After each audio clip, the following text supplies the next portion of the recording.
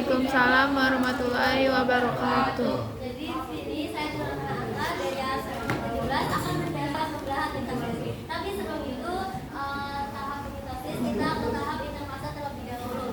Interfase itu adalah proses persiapan dan penyusunan energi oleh sel untuk melakukan pembelahan. Lalu dia itu membutuhkan waktu yang sangat lama dibandingkan dengan pembelahan mitosis sendiri. Nah, di mitosis ini nukleus dan nukleolus ini masih tampak terlihat dengan jelas. Terus lalu ada benang-benang halus. Nah, benang-benang halus ini dinamakan benang kromatik. Nah, kromatik lalu si kromosom ini belum terbentuk karena masih dalam bentuk si kromatik ini. Nah, di sini ada sentrosom. Nah, sentrosom ini fungsinya untuk mempertahankan jumlah kromosom pada sel induk dan juga sel anak agar untuk pembelahannya. Nah, di sini interfase ini dibagi menjadi 3 fase. Yang pertama itu ada fase J1 atau growth 1, yaitu berkembangnya sitoplasma, terus organik sel dan juga serta sintesis bahan-bahan yang akan digunakan untuk tahap selanjutnya. Lalu yang kedua itu ada S atau sintesis. Nah, sintesis ini replikasi atau duplikasi DNA. Nah, DNA ini untuk sebagai materi genetik yang akan diturunkan kepada sel anak dan akan dihasilkan 2 replikasi si DNA. Lalu yang terakhir itu ada G2 atau growth 2 yang dimana duplikasi DNA ini sudah selesai dan terjadinya peningkatan sintesis protein dan untuk siap untuk ke pembelahan sel mitosis. Lalu kita masuk ke mitosis.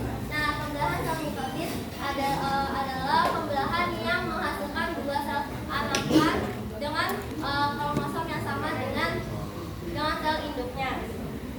Nah, di pembelahan mitosis ini ada terjadi pada sel eukariotik. Kenapa tidak dengan sel prokariotik? Karena di mitosis ini memerlukan mitokondria, sel inti sel dan juga nukleus dan juga membran sel. Sedangkan di prokariotik itu tidak mempunyai 3 organel tersebut. Lalu fungsi dari sel mitosis itu yang pertama itu untuk pertumbuhan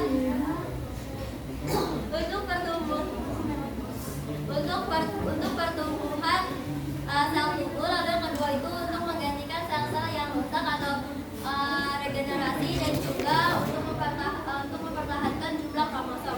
Lalu ada ciri-ciri dari mitosis sendiri. Nah, yang pertama itu pembelahan mitosis berlangsung di sel-sel tubuh atau somatis. Lalu yang kedua itu menghasilkan 2 sel anakan yang sifatnya itu identik dengan sel induknya. Lalu yang ketiga itu mempunyai 4 fase. Yang pertama itu ada profase, yang kedua itu ada metafase, yang ketiga itu ada anafase, dan yang terakhir itu ada telofase. Lalu yang keempat itu sel anakan berjumlah kromosom itu sama dengan sel induknya. Lalu yang kelima ini yang terakhir pada usia muda, usia dewasa dan juga usia tua itu dapat terjadinya pembelahan sel tersebut. Lalu kita masuk ke pembelahan sel mitosis. Yang pertama itu ada profase. Nah, profase itu ada awal dan akhir. Nah, kalau misalnya profase awal itu ditandai dengan sentrosom. Jadi sentrosom ini mereplikasi dan sehingga akan menghasilkan 2 sentrosom. Nah, sentrosom secara bersamaan terdapat mikrotubulus yang sudah terlihat. Nah, mikrotubulus ini adalah sel protein yang memanjang dari sentriol hingga ke sentriol lainnya. Nah, nanti lalu lama-kelamaan mikrotubulus ini akan menjadi gunungan benang. Nah, benang ini akan dinamakan benang spindle. Lalu di fase terakhir nanti si membran nanti si inti sel ini akan mulai menghilang, lalu